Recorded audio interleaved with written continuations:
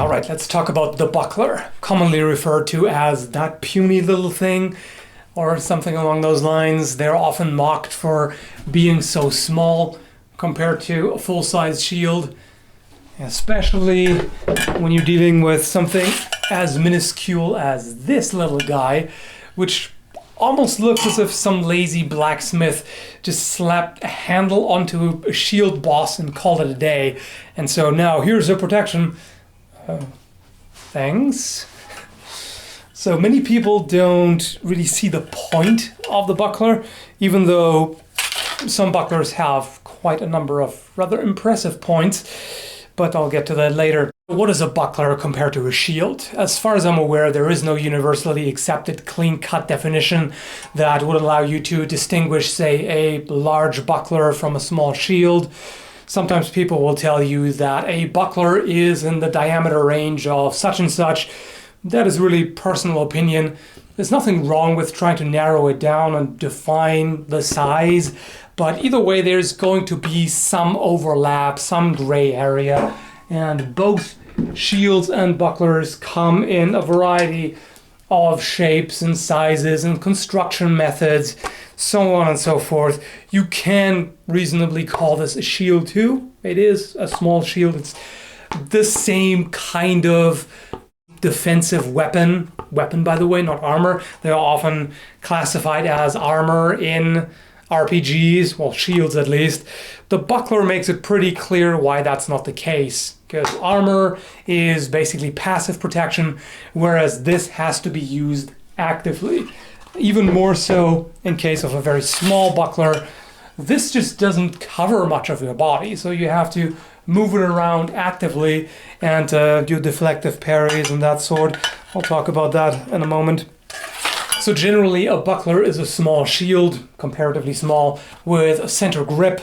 I don't think you can call a small shield with straps a buckler, you know, the type where you slip your arm through and either hold one of the straps or just have it attached to your arm. Something like a targe or a rotella, which would be larger, by the way. So this, I think it's fair to say, is the most common shape.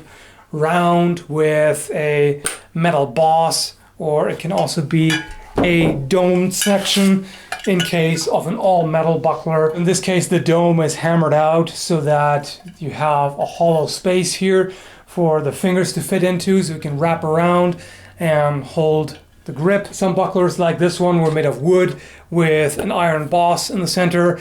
They could be covered in cloth or leather. Some were made of rawhide, some were all metal. There are quite a few variations, and they were used in quite a number of different regions and time periods. They are perhaps most commonly associated with medieval and Renaissance Europe, but they were also used in many other places. India, for example, parts of Africa. Celts are reported to have carried very small shields into battle. They weren't always round. They could also be square or rectangular or have irregular shapes, you know, drawn out sharp corners. And some had a fairly long drawn out boss that you could strike with. Also spikes, which you can see, for example, in Talhofer's manual. Those wouldn't be useful only for striking, but also to catch the opponent's blade. So that can be done with the boss, can be done with spikes.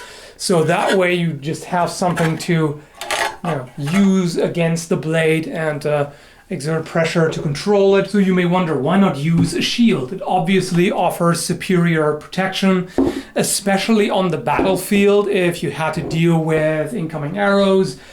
Something like this is just too small. It can't cover enough of the body to be safe from arrows, and bucklers were really more commonly used by archers rather than against archers. But this is really mostly for warfare. Soldiers, since the beginning of warfare, have always been used to carrying a lot of cumbersome and heavy gear around, and it would make more sense for them because they knew they would use it. They went into battle knowing that, well, I'll need this, otherwise I may get turned into a pincushion, or I may otherwise have a not so pleasant time. Whereas if you think about civilian use, if a civilian wanted to carry something for self-defense, this is not a great option for that, because real life isn't like the video games where you can just do this gesture and the shield either disappears or just magically sticks to your back and is never in the way and doesn't bother you. Yeah, of course you can attach a sling to the shield and then sling it across your chest and then carry it on your back, which was done. But again, it's a different thing for a soldier compared to somebody who is going about their daily business and, doesn't want something dangling around all the time and wants to be able to sit down without problems and all of that. And so this is where the buckler comes in.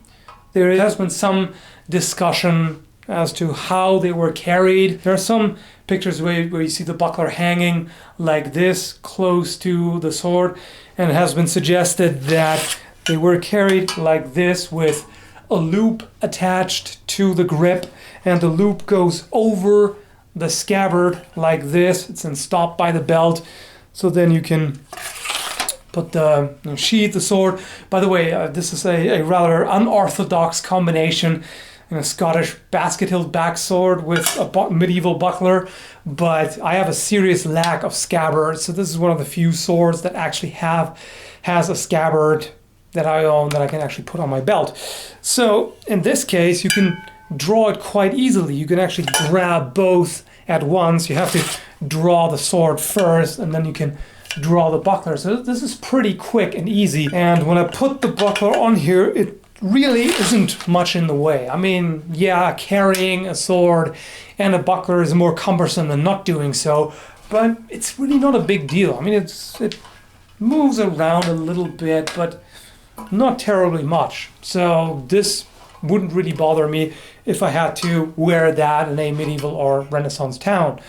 And I'm even carrying the other one here just for effect, but of course you wouldn't carry two bucklers. Another thing to consider is that the buckler allows you more freedom of movement compared to a larger shield, because with a shield you always have to work around it. So if I hold the shield in front of me, I can easily cut here, not so easily on the other side. I mean, I can if I move the shield to the other side, but that's a lot easier done with a buckler than with a shield. It's perfectly doable with a shield, but it's just a little more cumbersome and requires a bit more energy than with something like this, say. As always, everything has its pros and cons. I tend to say that a lot. So how were they used? I'll give you a few pointers.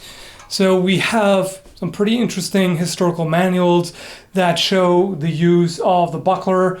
What comes to mind is 133. That's one of the earliest manuals we have, and it shows some interesting ways in which the buckler was used. One is as protection for the sword hand. So if I throw a cut, my hand is somewhat exposed. So if my opponent was to take a step back to get out of reach of my cut and then throw a cut at my hand, that wouldn't be fun times, of course. With the buckler, I can throw the cut in such a way that my hand is protected.